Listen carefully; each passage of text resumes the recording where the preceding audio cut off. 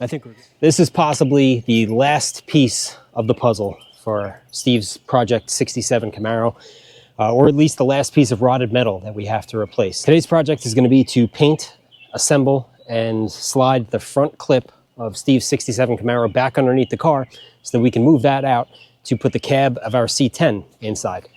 Before we do that, we got to paint a couple things. We have some new parts to go on. So why don't we scuff this thing, throw some fresh paint on it, and then we're going to grab the other one that Steve pulled out of the car and swap over whatever parts we're going to use, which isn't much because much like the rest of the car, the front clip that came out of there was completely rotted. So why don't we get started? So we hit all of the bare metal spots with some rust reformer.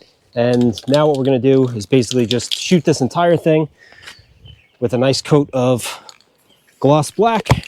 Let it dry for a little bit, flip it around, we'll do the other side. So our front clip is blasted, rust reformered, painted.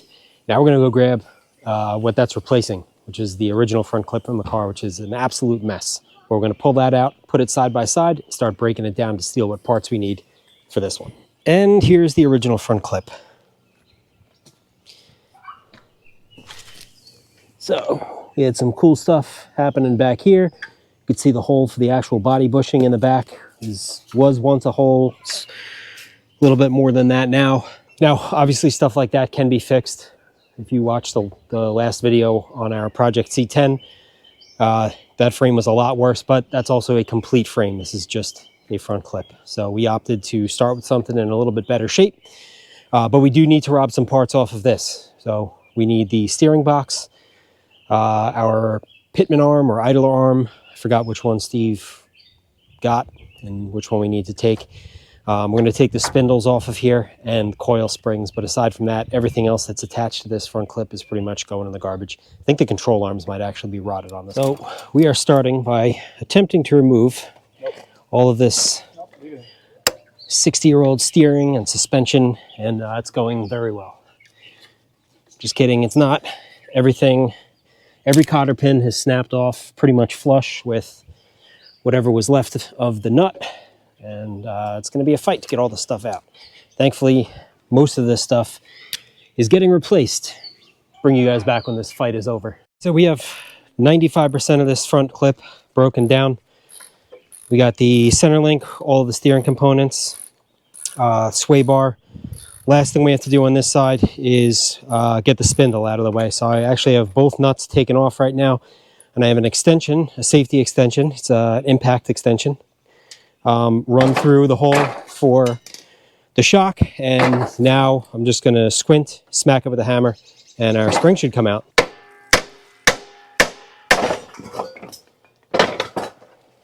Best way to do it is put your face directly in it. All right, so frame is completely broken down. We got everything that we need off. While we were just giving this thing the beats with the hammer, look at what fell out. It's a nice pile of 67 Camaro right there. Don't lowball me, I know what I have.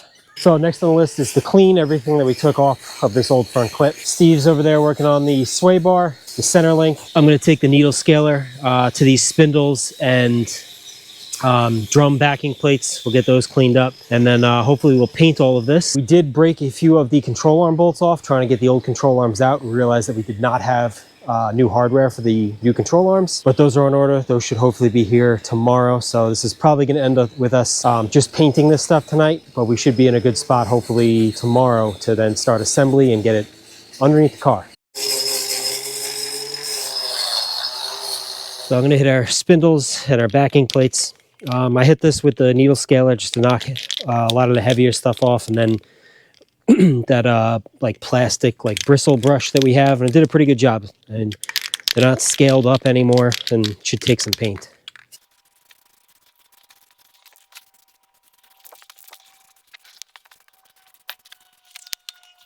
Pretty good, almost looks brand new. You can actually see the part number stamped in the steering knuckle. Amazon man finally showed up. We got the hardware that we need, so I'm going to start. We're going to press the bolts in for the upper control arms. So these have a small knurled section on them. The reason for that is you could put a bolt through there, but once the control arm is there, you're probably not able to get a wrench in there. So I'm going to drive these through in the correct way using 2 hammers, and then I think we can start hanging some control arms on this thing. And then this is the other piece of the puzzle that we were missing. new bolts for lower control arms. So we are not putting the stamped steel control arms back in this car. All right, this car is getting tubular upper lower control arms. Steve got these off of Amazon. I have a similar pair of these in my 55 Chevy as well as my 56. The quality looks to be really good. You'll get mixed reviews on these sometimes. My personal opinion, if you're not tracking the car or if you don't think the thing's going to be a wheelie machine and it's just a street driver, this is probably perfectly fine. And that's what this car is getting. So we're going to start putting these in our front clip here. So from this front clip, and probably most of these front clips from these cars, you might have an issue getting the new control arms in this bracket because they've been compressed for so long. So I just took a carriage bolt with a couple washers and a nut, and basically what I'm doing is just trying to expand this sleeve that the control arm fits up into. So I got this one spread out a little bit. I'm going to do the back and then see if we can slide the A-arm up into the frame. We got our lower control arms in. I would like to say that that carriage bolt and the nut trick worked, but it did not. It was more of a heat and beat situation without the heat. We got it installed, but we used hammers. Well, we were gentle with the hammers. We used a soft face hammer. But anyway, with the lowers in, time to put our uppers on. So we went through and made sure. So these little plugs in here are for caster adjustment. All right, they are the same on Steve's side as they are on mine. Now these will just slide on like so.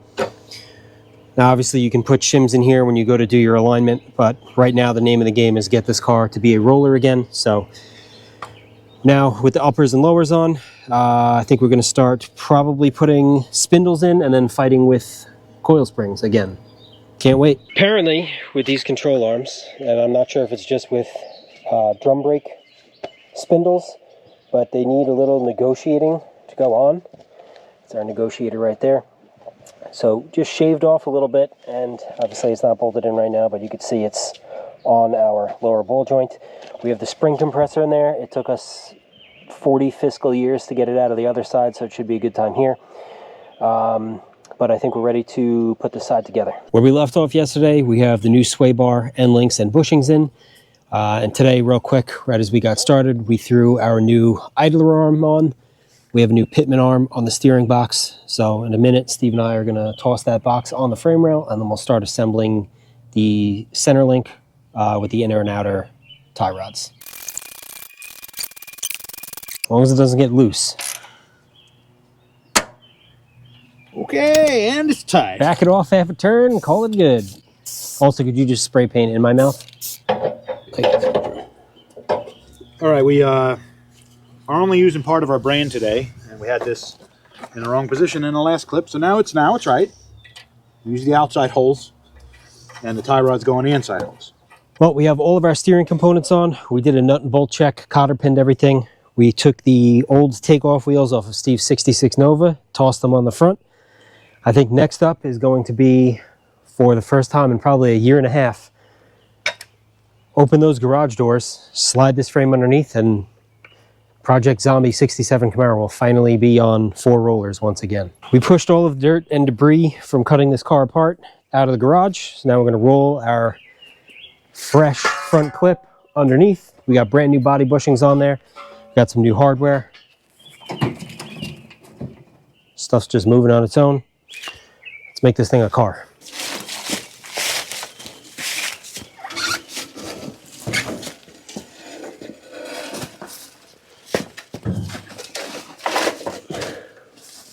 Just do the backs first. Oh, okay. Here, I'll put tension on that. Can you go back towards you? Right there. I think I'd rather jack the frame up. Okay. Just because I think it'd be easier and there's less pinch points.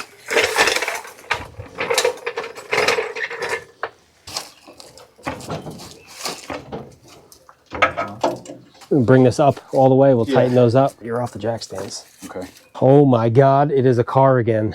Feels like just yesterday we rolled this thing on the engine hoist like 2 complete idiots. You're a bad person for selling this. I might have to come towards you a little bit. Just a Red Bull can. You want to straighten it out now?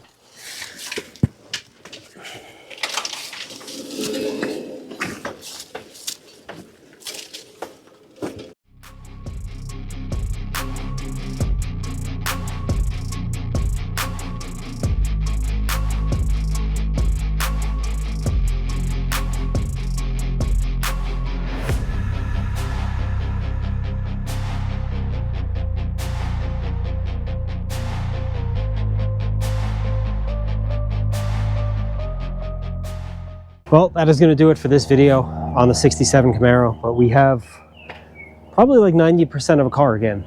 Obviously, still some more work to do, but this was a tremendous step forward for this car. I might toss the clip in of it. When we initially pulled it in the garage to actually start the metal work, it was hanging off the front of an engine hoist.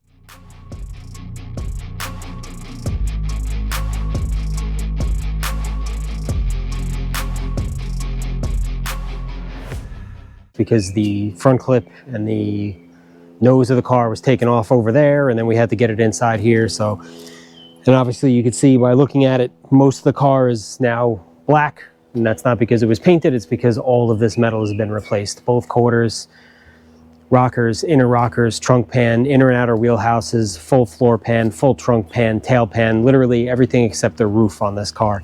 And maybe the inner sail panels has been cut out and replaced. And when we put the front clip back on before, so there are 4 holes that the body bolts go through. And if you don't have those panels in the right place, then the final step, basically putting that front clip back in, can sometimes be problematic. But that's going to do it for now. Obviously, there'll be plenty more videos on this car, but we have to get another project in the garage to do some more metal repair on that. So thank you guys very much for watching, and we'll see you very soon.